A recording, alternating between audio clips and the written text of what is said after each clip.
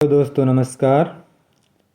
इतिहास की प्रश्नों की श्रृंखला में ये लास्ट और छठा वीडियो, जिसमें पहला प्रश्न 153 से है, सुभाष चंद्र बोस ने अंतरिम सरकार की स्थापना कब की थी। उस वर्ष का नाम पूछ रहा है कि अंतरिम सरकार की स्थापना कब की थी। तो इन्होंने 1943 में की थी। सी विकल्प सही हो जाएगा। हर्षवर्धन ने निम्नलिखित में से किसे हराया था। हर्षवर्धन ने पुलकेशिन द्वितीय को हराया था। ये बहुत ही प्रसिद्ध है, पुलकेशिन द्वितीय को उन्होंने हराया था। ये बहुत पूछा जाता है। 155 लॉर्ड विलियम बेंटिक ने किस समाज सुधारक के प्रयास से भारत में सती प्रथा का अंत किया था। तो ये थे राजा राम मोहन राय। विकल्प संख्या हो जाए सी। ईस्ट तिमोर नामक इंडोनेशियाई द्वीप किसकी पूर्व कॉलोनी थी। ये किसकी कॉलोनी थी। 156 का हो जाएगा पुर्तगाली। ये पुर्तगालियों की कॉलोनी थी। अगला है, बीतपाल तथा धीमन नामक भारत के दो महानतम कलाकार किस युग से संबंधित थे। ये धीमन और बीतपाल ये किस युग से थे। पाल युग से संबंधित थे, पाल युग से। अगला है, चालुक्यों ने अपना साम्राज्य कहाँ स्थापित किया। चालुक्य वंश था जो, उसने अपना साम्राज्य सुदूर दक्षिणों में मालवा में स्थापित किया था। मालवा में। विकल्प संख्या हो जाएगा बी, मालवा में स्थापित किया था। 159 है, ईस्ट इंडिया कंपनी के एक छत्र राज्य को कब ब्रिटिश हुकूमत के नियंत्रण में लाया गया। ब्रिटिश हुकूमत के नियंत्रण में लाया गया, तो ये लाया गया था 1773 का जो रेगुलेटिंग एक्ट था उसके तहत। तो सी हो जाएगा। जलियांवाला बाग नरसंहार के दोषी जनरल डायर को गोली किसने मारी थी। तो ये थे उधम सिंह। डी हो जाएगा, डी हो जाएगा। किसने गोली मारी थी। तो ये थे Udham Singh. Long ago we have made a tryst with destiny, ये शब्द किसने कहे थे। ये किसने कहे थे ये शब्द। तो ये शब्द थे डॉक्टर राजेंद्र प्रसाद ने प्रथम गणतंत्र दिवस पर कहे थे। तो सी हो जाएगा इसका विकल्प। अगला है, बुलंद दरवाज़ा निम्नलिखित में से किस इमारत से संबंधित है। तो बुलंद दरवाज़ा जो है वो फतेहपुर सीकरी में है। भारतीय राष्ट्रीय कांग्रेस के संस्थापक, बहुत ही प्रसिद्ध है, भारतीय राष्ट्रीय कांग्रेस के संस्थापक अंग्रेज थे। ये वो ह्यूम नाम था, जिन्होंने 1885 में इसकी स्थापना करी थी। ताजमहल किसकी याद में बनवाया गया था। ताजमहल मुमताज महल की याद में बनवाया गया था। शाहजहाँ की बेगम थी ये। पांडिचेरी में किसके उपनिवेश थे। पांडिचेरी में किसके उपनिवेश थे। तो ये फ्रांसीसी के उपनिवेश थे। डी हो जाएगा विकल्प संख्या। नटराज यानी नृत्य के देवता की मूर्ति ये है पल्लव वंश की, चोल वंश की, मौर्य वंश की या किस वंश की है। तो ये जो चोल वंश द्वारा बनवाई गई है। बी सही हो जाएगा।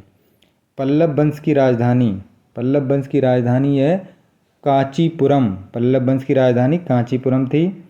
अगला है, महाबलीपुरम में स्थित मंदिर। महाबलीपुरम का जो मंदिर है वो किसने बनवाया था। ये पल्लवों ने बनवाया था, पल्लवों ने। तमिल रामायण कृति है। तमिल रामायण जो है ये किसने लिखी है, इसके लेखक पूछ रहा है। तो तमिल रामायण जो है कंबन की रचना है, कंबन। विकल्प संख्या हो जाएगा सी। प्राचीनतम वेद जो है कौन सा है। ऋग्वेद है प्राचीनतम वेद।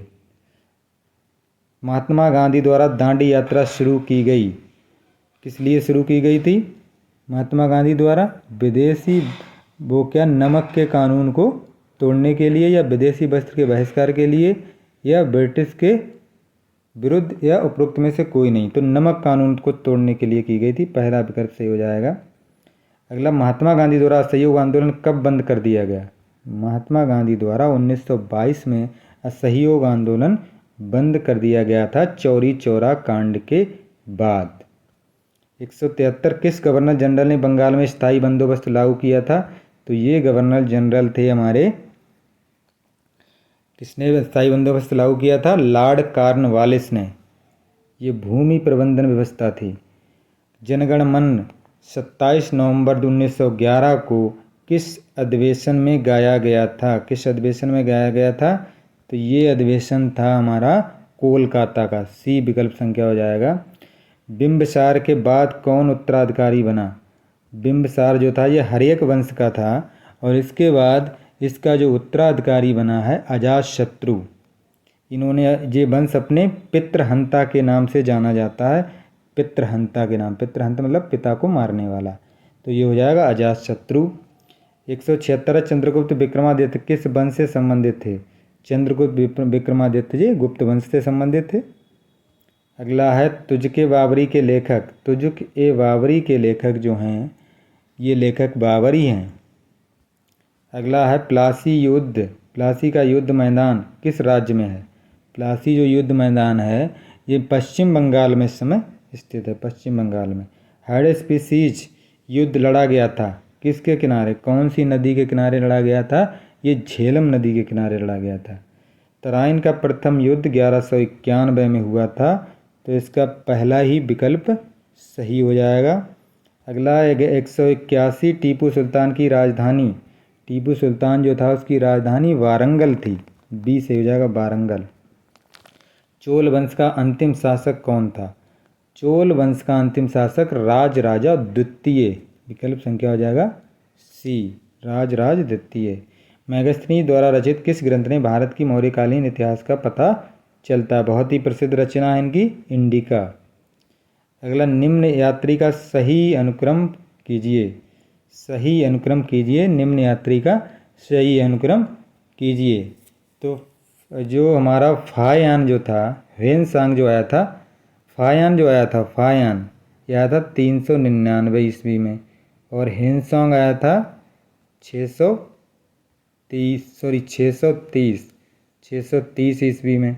और उसके बाद हमारा इत्सिंग आया था, इस थॉमस रो जो था, ये थॉमस रो आया था 1615 में, 1615 में आया था थॉमस रो। तो ये फायान पहले आया 399, 630, तो पहला ही विकल्प सही लग रहा है इसका, तो पहला ही सही हो जाएगा, पहला ही सही हो जाएगा। हड़प्पा कालीन स्थल गुजरात में था। हड़प्पा कालीन गुजरात किस में था? गुजरात में था। कौन सा इनमें स्थल है जो गुजरात में स्थित था? तो ये लोथल है गुजरात में।